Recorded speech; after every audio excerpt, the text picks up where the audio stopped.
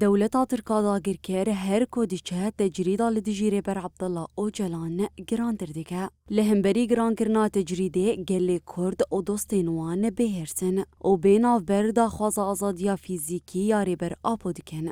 دیکلداری مجاره خلک نافچه چلبیه یا کانتونا کوبانی دبیجن کو او درباره روشاری بر عبدالله اوجلان ده بفکارن.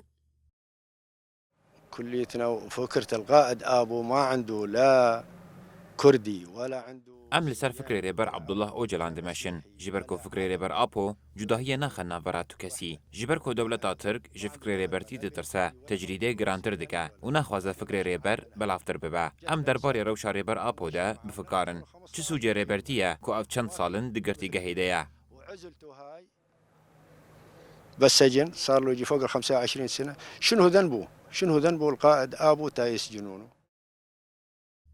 هروها خلک نافچه چلبیه بانگل تواهی گل کرن کو جبو آزادیا فیزیکی یاری بر آپو آستاتی کوشینی بلند بکن.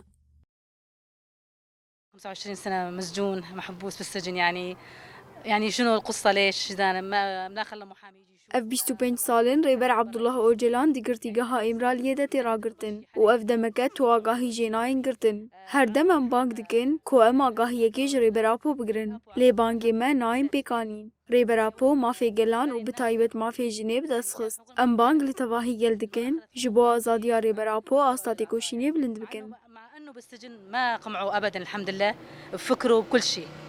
وأنا بدي أطلب من كل العالم إنه يعطونه الحرية لعبد الله اوجلان.